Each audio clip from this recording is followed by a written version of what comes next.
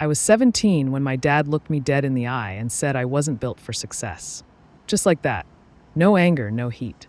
He said it like he was doing me some kind of favor. "You're the spare," he told me, not even glancing up from his newspaper. "Your brother's the heir. You're just extra." Hey everyone, welcome back to the channel. If you're new here, I share real stories about family drama, toxic relationships, and what happens when you finally stand up for yourself. Today's story is about what happens when the family that threw you away comes crawling back when you're successful. That moment carved something deep into me, something that took years to understand. Growing up, I was always the background character in someone else's story. My older brother Nathan got everything. The bedroom facing the lake. A brand new car at 16. A dad who called him champ even when he screwed up. Me. I got hand-me-downs and suspicious looks. Lectures for existing too loudly. At first, I thought I was the problem. So I tried harder. Got a job at 15. Kept my grades solid. Even started tutoring Nathan in math when he began slipping. Nothing changed. Mom called me lazy when I slept in on Sundays, even after closing late at the diner. Dad said I had no ambition when I mentioned culinary school instead of college. And Nathan, he just smirked whenever they tore into me, like he was silently enjoying every dig. I was always walking on eggshells in that house, always wondering what I'd done wrong this time, always trying to figure out how to earn their love. But you can't earn something that was never available to begin with. Things exploded the summer before my senior year.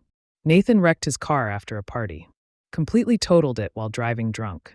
I found him crying in the garage, bleeding from his forehead, begging me not to tell our parents. I didn't. I took the blame instead. I told them I'd borrowed the car without asking, that I'd panicked and ran. I thought maybe this would earn me some respect. Maybe they'd see I was capable of loyalty. They kicked me out.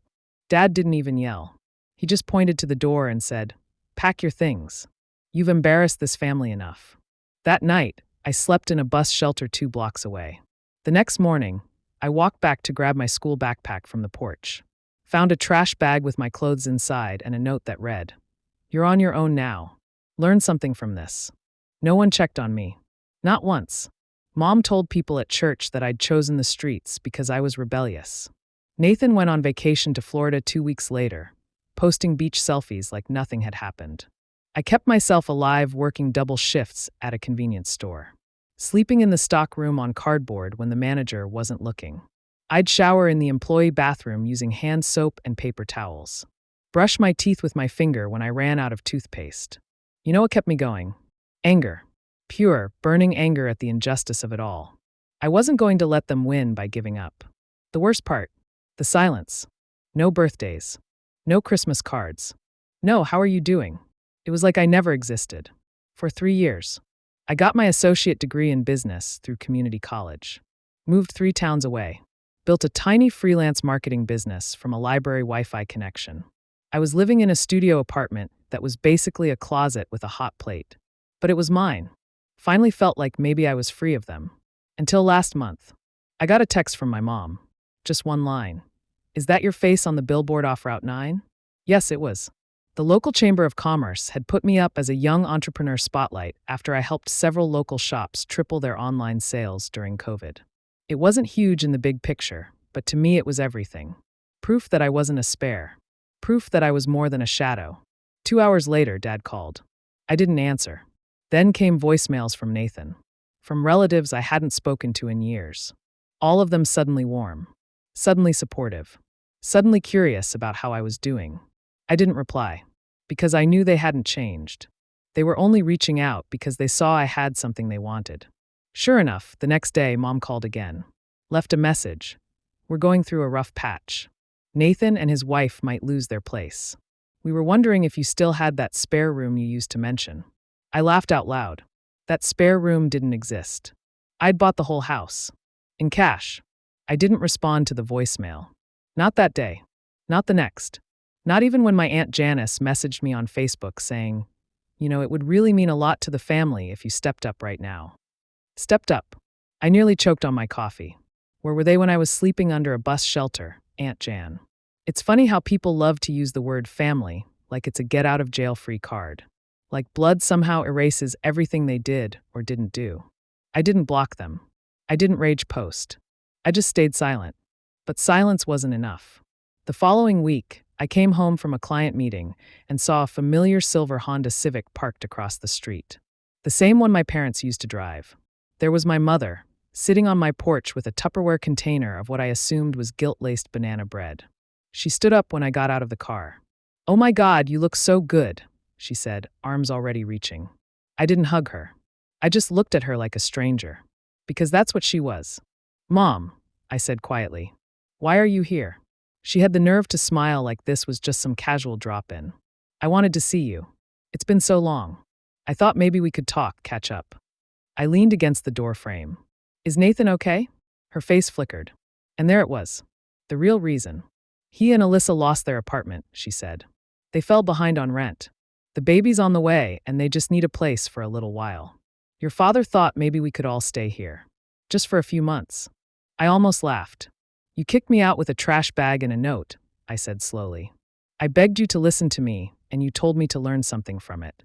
And now you want me to give up my peace, my home, for the son you threw me away for." She blinked like I'd slapped her. "It was complicated back then. We were just doing what we thought was right." "No," I cut in. "You were doing what was easiest. You believed whatever Nathan said because it made your life simpler. It didn't matter if it ruined mine." For the first time, I saw something close to shame in her eyes. Then defensiveness. "Well, we didn't know how things would turn out. You've clearly done well for yourself, so maybe it wasn't such a bad thing after all." That. Right there. They abandoned me and now they wanted credit for it. Like my success somehow justified their cruelty. "You're not coming inside," I said firmly. "And you can tell Dad and Nathan and everyone else that this house doesn't have a spare room." She opened her mouth to argue, but I was already turning the doorknob. That's when she said it. "You're being selfish." I paused, turned back around, looked her in the eye and smiled. "No, Mom. I'm just done being useful to people who only remember I exist when they need something." Then I closed the door. She didn't knock again. That night, I lay awake thinking about everything. The weight of what happened. The fact that they were bold enough to show up here, to ask for help, to act like we were still family after what they did. For a moment, I felt guilt creeping in. That old familiar ache of, what if I'm the bad one now? But I remembered the look on Mom's face that day at the principal's office when Nathan lied about me hitting him. I remembered how she cried for him, how she never once looked at me with belief or love or even curiosity. Just disappointment. I remembered being dragged from my school, shoved out of my own home. I remembered the silence. I owed them nothing. Still, I wasn't done. Not revenge, exactly, but accountability. Part of me wanted the truth out there. So I drafted a message. Not to them. To my extended family. The cousins, aunts, uncles. People who had heard their version of events for years. People who thought I was troubled, rebellious, angry. I told them everything. The car crash. The fake confession. The trash bag on the porch. The years of silence. The Tupperware visit. I even attached a screenshot of the text Nathan had sent me years ago, where he bragged about how easy it was to get rid of me. I hit send. For once, I didn't feel afraid. The message took about an hour to ripple through the family group chat. I had muted it years ago, but suddenly my phone wouldn't stop buzzing. "Aunt Marie, is this real? I never knew this happened to you. Uncle Leo, your parents said you ran away, that you were doing drugs. Cousin Denise, I always wondered why you disappeared. I'm so sorry. That text from Nathan is disgusting." Message after message poured in. Sympathy. Shock. Guilt. A few were awkward and unsure. The kind of apologetic attempts that felt more about their discomfort than my pain. But I didn't mind. I hadn't written it for pity. I'd written it for the truth. Then came the last name I expected to show up in my inbox. Alyssa, Nathan's wife. "I'm so sorry. I had no idea. He told me you were unstable and violent. That your grandmother took you in after you assaulted your mom. I feel sick." She messaged again. "I left him last night." My breath caught. Apparently, she had read the email out loud to Nathan. He laughed at first, then got defensive, then angry. He grabbed her phone, tried to delete it, and shouted at her for being naive. Alyssa, 7 months pregnant and finally done being gaslit, packed a bag and left for her sisters. She said my message snapped something in her. She saw the pattern now. Knew their baby deserved better. I didn't gloat. I just told her, "You did the right thing." That should have been the end of it. But Nathan never did like being exposed. 3 days later, I was leaving my favorite coffee shop, just walking toward my car, when I heard someone call my name. I turned and saw him standing there. Nathan. He looked like a shadow of who he used to be. Unshaven. Eyes sunken. Wearing the same varsity jacket he'd had since high school, like he was still clinging to the last time anyone thought he was important. "You think you're better than me now," he sneered. I didn't answer. He walked closer. Too close. "You always played the victim. Even now. What? You want everyone to feel bad for you. You think anyone gives a damn about your sob story?" I could smell cheap beer on his breath. "You lied," I said. "Calm. Quiet." "Yeah." He laughed, bitter and sharp. "So what? You survived, didn't you? You've got your big house and your little billboard, so quit crying." There was so much I wanted to say. I wanted to scream. I wanted to list every night I cried myself to sleep. Every birthday I spent alone. Every time I doubted my worth because of him. But I didn't. Because he wanted a scene. So I stepped around him, opened my car door, and said just one thing. "You lied. I thrived. And now you have to live with that." I left him standing in the parking lot. That night, I had dinner with my grandmother. She was the only one who never needed proof. I told her everything about the email, the messages, even the run-in with Nathan. She listened, her hands folded neatly in her lap, only nodding occasionally. After I finished, she reached across the table and held my hand. "You did good," she said. That was all I needed. A week later, I got a certified letter from my parents' lawyer.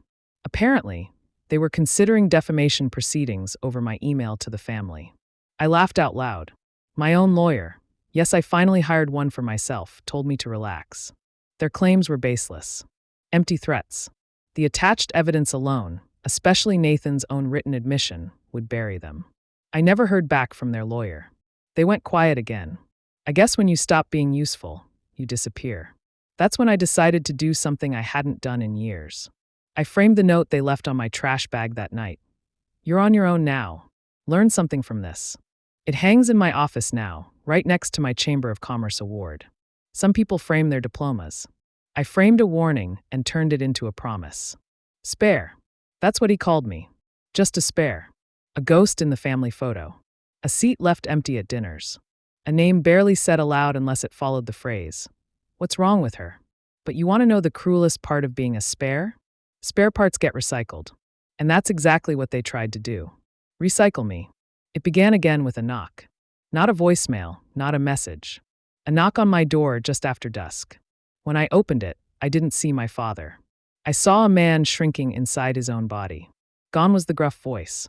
Gone was the superiority. He stood there in a threadbare sweater, holding an envelope. Not a letter. A stack of papers.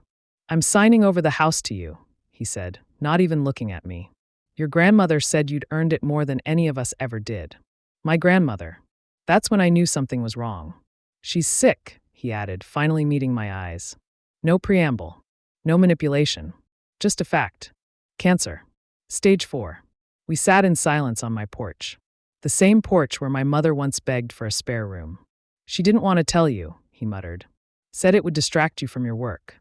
Said she was proud." Proud. That word hit harder than anything else he could have said.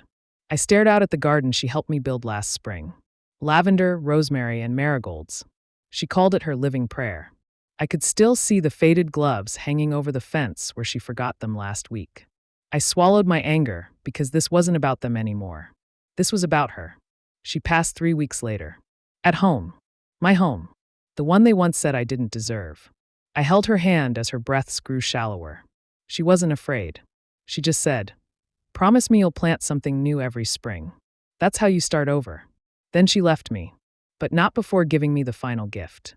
I found it in a small wooden box under her bed, sealed with a letter in her handwriting, slanted, neat, unmistakable. To the granddaughter they never saw. Inside was a stack of old journal entries. Yellowing paper. Notes dated from when I was 9, 11, 14. Ages I had long tried to forget. She had written everything. My birthdays that were ignored. The bruises. The lies. The way Nathan staged every accusation. The way my mother called me a mistake when she thought no one was listening. Proof. She had documented it all. And at the bottom of the box, a deed transfer for her house. Already notarized. Already signed. She had made me the sole heir. I didn't cry. Not because I wasn't devastated, but because her final act wasn't about sadness. It was justice. She had rewritten our legacy. The funeral was small. I kept it that way on purpose. No open invitation, no family circus. Just a list of names I knew would stand still during silence and not try to rewrite history. But of course they came anyway. Nathan, my mother, dressed in black like it could mask anything, standing by the edge of the crowd, waiting for a moment to insert themselves. After the final prayer, my mother approached. She didn't cry. She just looked around at the garden, the house, the community of friends and colleagues gathered around me. People who chose me. Then she asked, "Is it true? Did she leave it all to you?" I looked her in the eye and said the one thing she always denied me. Yes.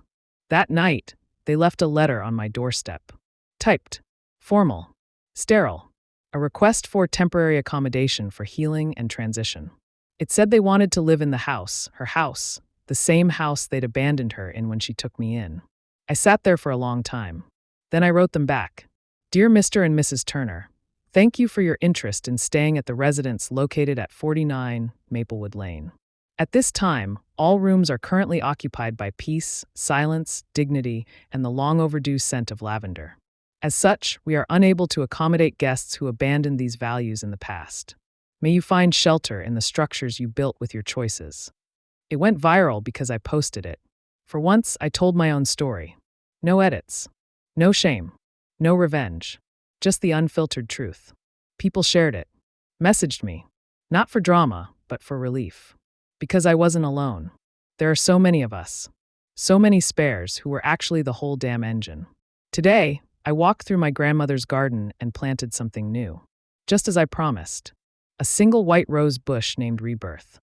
This time, the story doesn't end with exile or anger. It ends with roots. Because I am not a spare. I am the seed that survived. Thanks for watching and being part of this story. Don't forget to subscribe and hit the bell so you never miss what happens next.